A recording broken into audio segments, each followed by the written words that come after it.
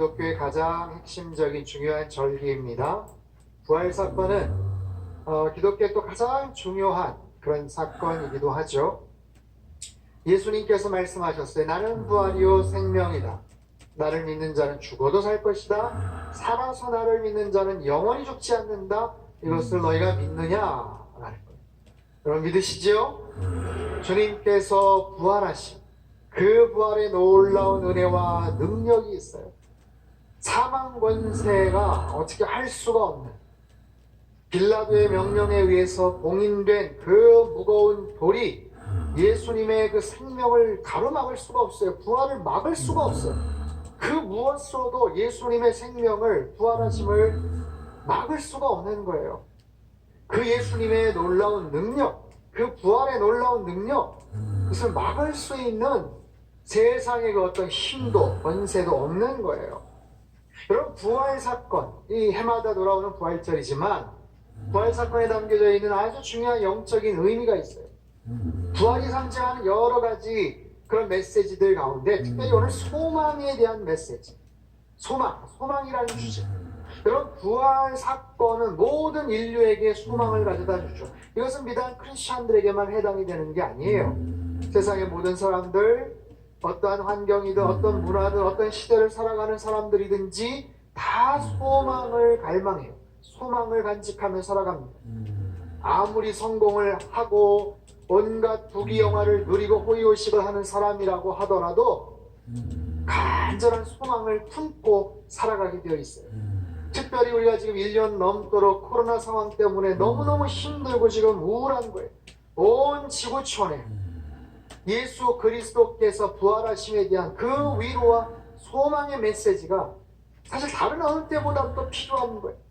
인간이 굉장히 똑똑한 줄 알고 잘난 척했지만 너무나도 무기력하고 너무나도 한심스러운 그런 모습들 속에서 진정한 소망, 참된 위대한 소망이 바로 여기에 있음을 우리에게 가르쳐주고 계시죠. 자, 이 소망에 대한 귀한 메시지 구체적으로 한번 살펴보겠습니다. 자, 오늘 본문 첫 번째, 부활의 소망은 살아있는 소망이다 라는 거예요. 우리 3절 말씀을 다시 한 번만 읽겠습니다. 시작. 우리 주 예수 그리스도의 아버지 하나님을 찬송하리로다. 그의 많으신 긍휼대로 예수 그리스도를 죽은 자 가운데서 부활하게 하심으로 말미암아 우리를 거듭나게 하사 산 소망이 있게 하시며 베드로전서 5서를 소망의 서신이라고 흔히들 말합니다. 베드로가 이 편지를 기록할 당시 초대교회는 엄청난 핍박 가운데 있었어요.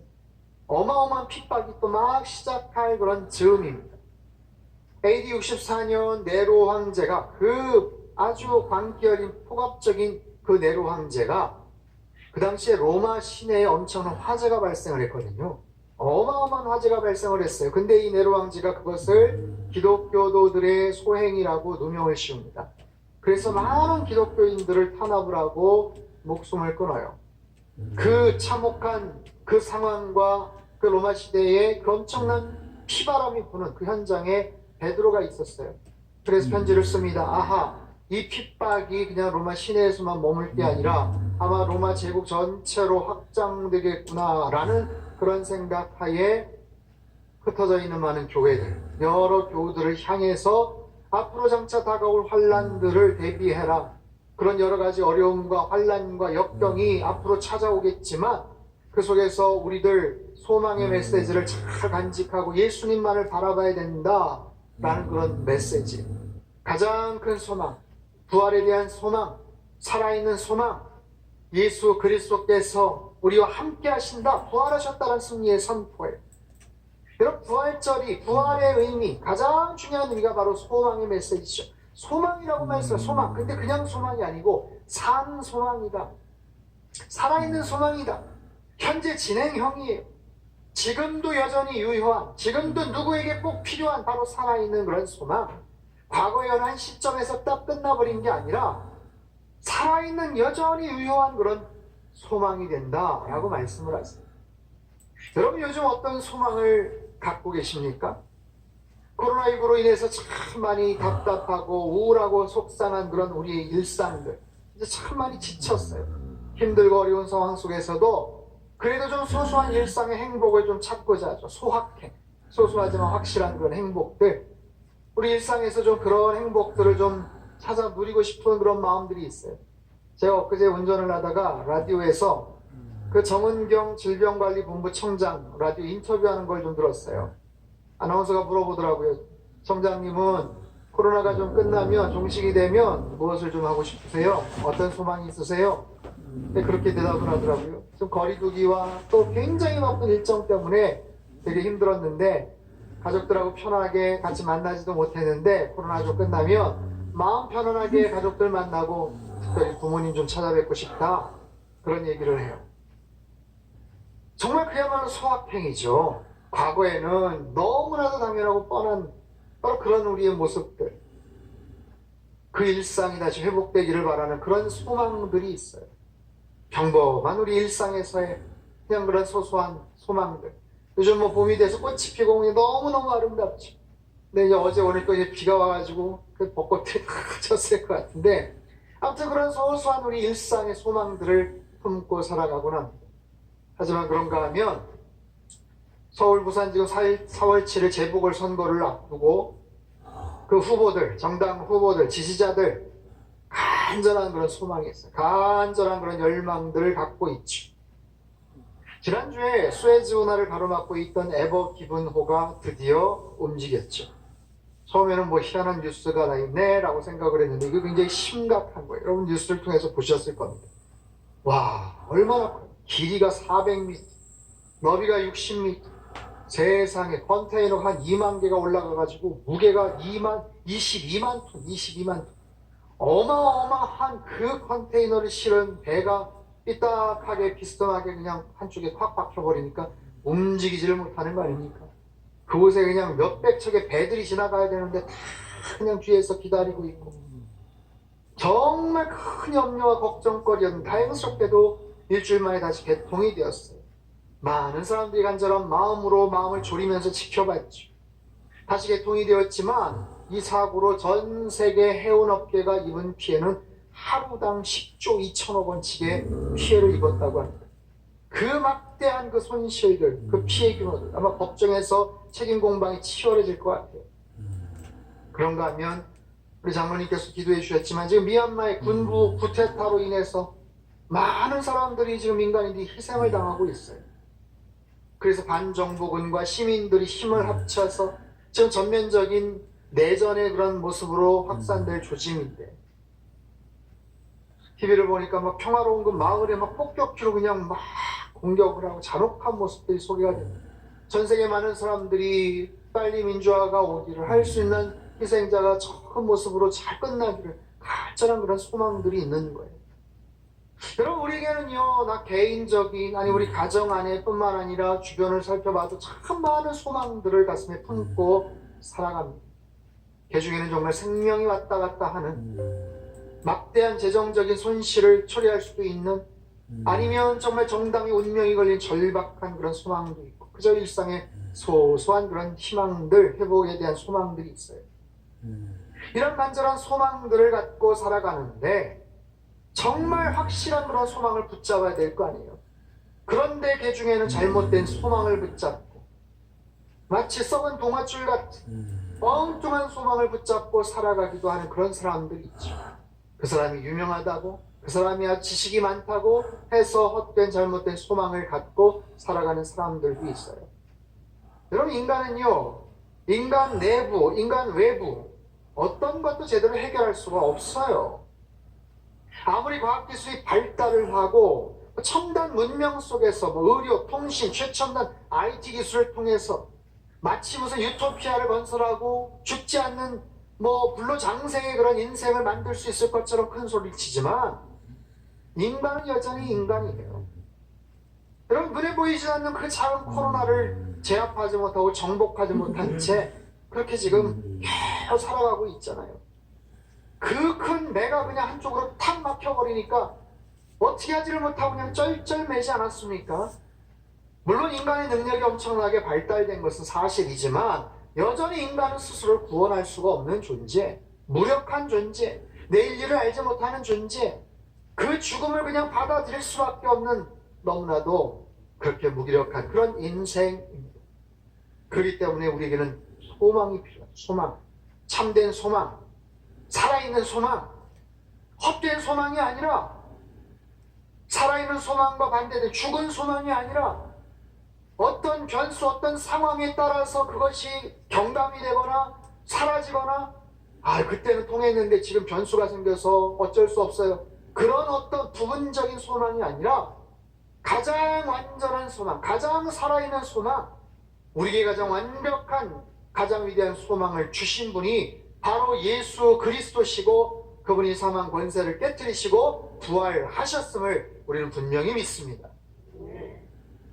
부활전에 우리가 분명히 알아야 될 이 소망에 대한 두 번째 메시지는, 이 부활의 소망은 하늘에 간직되어 있다라는 거예요.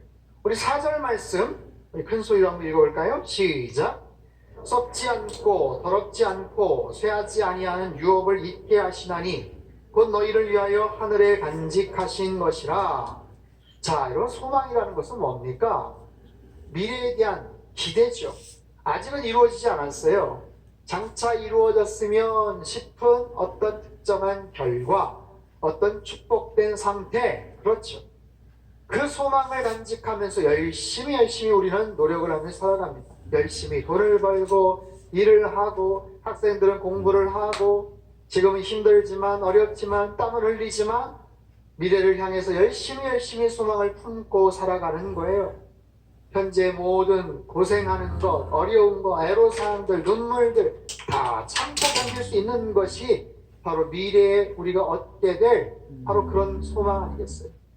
여러분, 그렇게 해서 얻어지는, 그렇게 해서 쌓여지는 그런 자산들이 있어요. 그게 뭐 돈이든지 아니면 다른 유형, 무형의 여러 가치들, 여러 자산들이 있어요.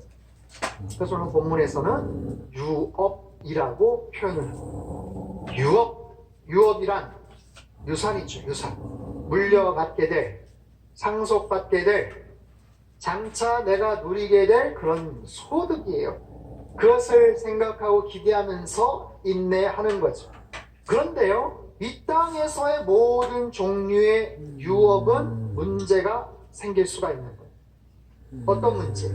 썩을 수 있고 더럽혀지고 쇠할 수 있는 그런 유업. 이 땅에서의 모든 유업은 그렇습니다. 여러분, 곡식을 그냥 창고에 바리바리 가득 채워놓으면 어떻게 됩니까? 시간이 지나면 좀이 쓸고 냄새가 나고 썩게 되죠. 곡식만 그렇습니까? 돈도 마찬가지예요. 여러분, 돈도 마찬가지예요. 아무리 잘 쌓아놨다고 하더라도 꼭 문제가 생길 수도 있어요. 아주 극단적으로 도난을 당하고 강도를 당할 수도 있고, 아니면 잘 모았는데 믿었는데 사기를 당할 수도 있고, 주식이 폭락을 할 수도 있고, 별 문제는 없었는데 그것 때문에 자녀들끼리 의가 상하고 법정 소송과 다툼이 벌어질 수도 있는 거예요. 이 땅에서 쌓아두는 유업들은 다 그렇다. 하지만 반대로 저 천국에 쌓아두는 그런 소망, 그 유업은 썩지도 않고 더럽히지도 않고 쇠하지도 않는 가장 완벽한, 차곡차곡 쌓이는 것이고 장차 그곳에서 얻게 될 것이다. 저 천국 하늘나라에서 그 유업을 얻게 될 것이다. 천국에 대한 소망을 가지라. 여러분, 천국에서 장차 우리가 그런 유업을 얻게 된다는 것이 얼마나 큰 기쁨입니까? 어떻게 하면 그렇게 될까요? 열심히 주님 사랑하며 섬기며 사는 거예요. 주님께서 맡겨주신 일에 충성을 다하는 거예요. 언제나 선행을 열심히 일삼고 좋은 일에 최선을 다하는 거예요. 이 모든 일들이 천국에 우리의 상급을, 우리의 보화를 쌓는 것인 줄로 믿습니다. 이 귀한 소망, 살아있는 소망, 천국에서 얻게 될 그 귀한 유업을 생각하며 여러분, 이 땅 가운데서 귀한 모습으로 승리하는 우리의 삶이 되시기를 바라요. 세 번째, 부활의 소망은 하나님의 능력으로 보호받는 소망이에요. 우리 5절 말씀 같이 한번 큰 소리로 읽겠습니다. 시작. 너희는 말세에 나타내기로 예비하신 구원을 얻기 위하여 믿음으로 말미암아 하나님의 능력으로 보호하심을 받았느니라. 아멘. 여러분 잘 보세요. 이 부활의 소망은 산 소망이죠. 살아있는 소망. 지금도 여전히 유효한 소망. 근데 그 소망을 가슴에 품고 살아갈 때 그 하늘에 상급을 쌓는 거예요. 유업을 쌓는 거예요. 차곡차곡 열심히 하늘에다 상급을 쌓아요. 그러면 천국에 대한 소망을 품고 살아가는 건 좋은데 이 땅에서 우리가 어떻게 살아가야 되는가? 천국 소망을 갖고 살아가니 이 땅에서는 그냥 이 땅에서는 대충 살아도 되지. 어차피 천국에 들어갈 건데 이 땅에서 그냥 평범하게 그냥 살아. 여러분 성경은요 어느 구절에서도 천국의 시민권, 하늘의 시민권자, 천국 소망을 갖고 살아가되 이 땅에서는 그냥 대충 살아 이렇게 이야기하지 않으세요. 천국에 대한 소망을 품고 살아가지만 이 땅에서의 삶도 대단히 중요하다고 말씀을 하세요. 여러분 우리는 이 부분을 잘 이해를 해야 됩니다. 어차피 천국에 들어갈 거고 거기에 유업을 쌓아뒀다면 이 땅에서 우리가 어떻게 살아가야 되는가? 이 땅에서의 삶도 중요하다는 거예요. 어떻게 사는가? 믿음을 가지고 사는 거예요. 믿음을 가지고 살아가는 사람들을 하나님께서 지키신다, 보호해 주신다라고 말씀하시잖아요. 천국에 대한 소망을 품고 살아가되 이 땅에서의 삶이 고달프고 어렵고 힘들고 정말 포기하고 싶은 좌절과 절망이 있어도 믿음을 가지고 이겨내라는 거예요. 하나님께서 지켜주시겠다라고 말씀하시는 거예요. 이 땅에서 걱정하지 말고 그러니까 너희들 잘 살아라. 천국에 대한 소망을 품고 이 땅 가운데서도 성실하게 잘 살아갈 것을 우리에게 권면하십니다. 부활을 향한 40일의 여정, 어제까지 40일을 다 마쳤습니다. 지난 2월 17일 제수요일부터 시작이 돼서 40일 동안 함께 말씀을 나눴어요. 영상을 매일 같이 업로드가 되어서 특별히 이번엔 경건과 절제, 나눔과 회복에 대한 메시지를 함께 나눴죠. 고난주간, 예수님의 고난주간의 그런 모습들을 말씀으로 살펴봤죠. 근데 제가 말씀을 나누면서 마지막 부분에 기도문을 기록을 해서 읽었어요. 그 기도문. 자, 어제 본문, 어제 마지막 기도문인데 우리 이 부분을 같이 한 번만 읽겠습니다. 시작. 제수요일부터 시작하여 지난 40일간 주님의 십자가의 여정에 동참케 하셔서 참으로 감사드립니다.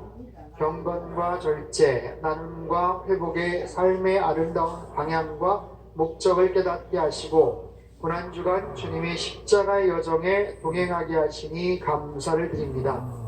우리들은 믿음의 눈으로 십자가를 통과하여 부활을 바라봅니다.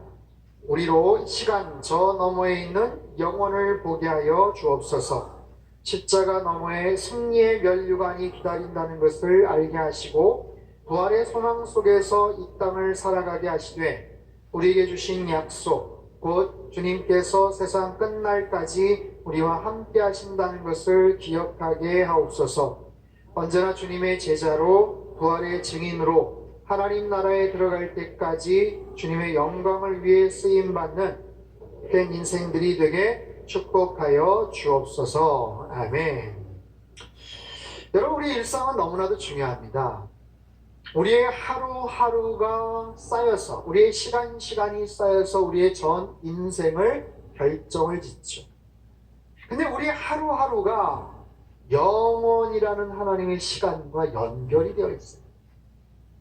우리 인생의 단면을 80년, 90년, 100년을 쫙 펼쳐보더라도 어떤 인생, 어떤 타이밍에서 탁 끊더라도 영원이라는 시간과 잇대어 있는 거예요. 그리고 과거의 어떤 한 시점을 통해서 우리가 예수님을 받아들이고 영접해요. 우리의 신분이 완전히 바뀐 거예요. 그래서 우리의 하루하루의 시간들은 굉장히 소중합니다. 나에게만 해당되는 게 아니라 나의 그 시간과 하루를 통해서 어떤 누군가에게 또 다른 하나님의 그 귀한 영생을 연결시켜 줄 수가 있어요. 나만 그런 게 아니라 주님 알지 못하고 평생 하나님 모르시고 그렇게 사시다가 돌아가시기 일보 직전에 영접하시는 아버님, 어머님, 우리 가족들 그들에게 간절한 마음으로 기도를 하며 복음을 제시하고 그분들의 마음이 활짝 열려서 예수님을 영접하는 순간 영원과 또다시 연결이 되는 거예요. 그러니 우리 이 세상에서의 그 하루하루의 삶이라는 것은 얼마나 소중한 가치가 있는지 몰라요. 그 한 시간이 얼마나 귀한지 몰라요. 여기에서의 삶과 여기서의 시간과 영생이라는 천국에서의 시간을 1대1로 비교할 수는 없겠죠. 여기서의 100년, 아니 저 천국에서는 영생이라고 하는데 그까지 100년이 도대체 뭐 눈꽃만큼도 작은 그런 시간 아니겠어? 여러분 그렇게 1대1로 비교하기가 어려울 수 있어요. 천국에 대한 소망을 품고 살아가지만 일상에서 우리가 성실하게 살아가야 되는 이유는 우리가 이 땅에서의 작은 움직임과 아주 특별한 결정이 저 천국에서 굉장히 중요한 의미로 그렇게 가늠이 될 수 있다는 거예요. 굳이 예를 들면 이런 거죠. 포수가 어떤 목적지, 목표물을 향해서 총을 쏩니다.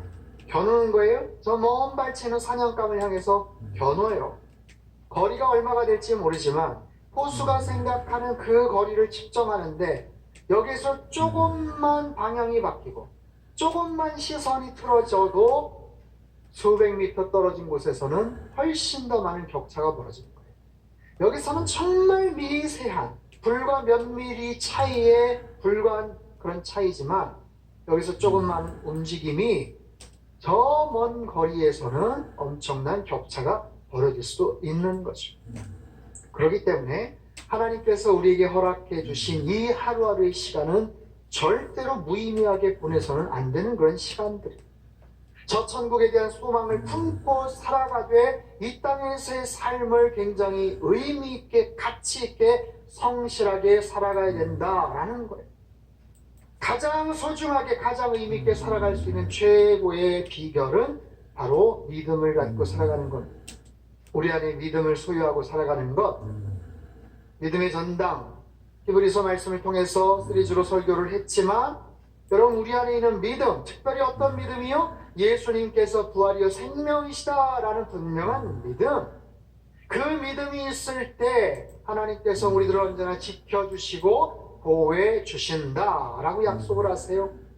사랑하는 성도 여러분, 그 믿음을 여러분 잘 지키며 이 땅 가운데서 살아가시기를 주님의 이름으로 축복합니다. 말씀드렸죠? 여러분 코로나 때문에 내 믿음이 떨어졌어. 2020년, 2021년 다른 건 모르겠는데 코로나가 왔지만 그래도 재정적으로도 괜찮고 우리 애들도 좋은 대학 갔고 그냥 평탄하게 됐는데 그냥 믿음은 완전히 바닥을 쳤어. 나 그때 그냥 교회 떠나고 말았어. 이런 이야기가 있어서는 안 된다라는 거예요. 여러분 우리에게 주신 이 믿음은 너무나도 소중해서 이 현재적인 믿음, 이 믿음을 가지고 일상에서 살아갈 때 하나님께서 우리를 보듬어 주시고 지켜주셔요. 이 믿음은 강력한 방패가 될 겁니다. 또한 이 믿음은요 언젠가 저 천국으로 하나님께서 우리를 인도해 주시는 안전하게 그것으로 가는 구원의 통로가 될 거예요.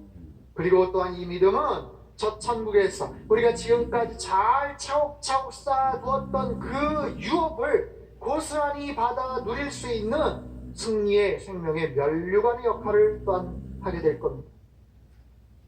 사랑하는 성도 여러분, 주님께서는 사망 권세를 깨뜨리시고 부활하신 줄로 믿습니다. 그 주님의 부활이 우리의 부활로 연결이 되는 거예요. 주님의 승리가 우리의 승리가 되는 거예요. 그저 과거의 어느 한 시점에서 예수님께서 부활하셨어. 거기서 끝나는 게 아니라 그런데 예수님이 부활하셨기 때문에 우리도 부활할 수 있어. 예수님께서 사망 권세를 이기셨기 때문에 저와 여러분도 분명히 이기게 된다라는 바로 그 믿음, 그 믿음을 가지고 살아가는 거예요. 그 믿음이 얼마나 귀합니까? 얼마나 기쁘고 얼마나 그 능력이 됩니까? 여러분 가장 위대한 소망을 우리에게 허락해 주시는 부활에 대한 그 믿음을 가지고 날마다 여러분 살아가시기를 바랍니다. 한번 따라해 볼까요? 예수 다시 사셨네. 나도 다시 살겠네. 한 번 더. 예수 다시 사셨네. 나도 다시 살겠네. 아멘.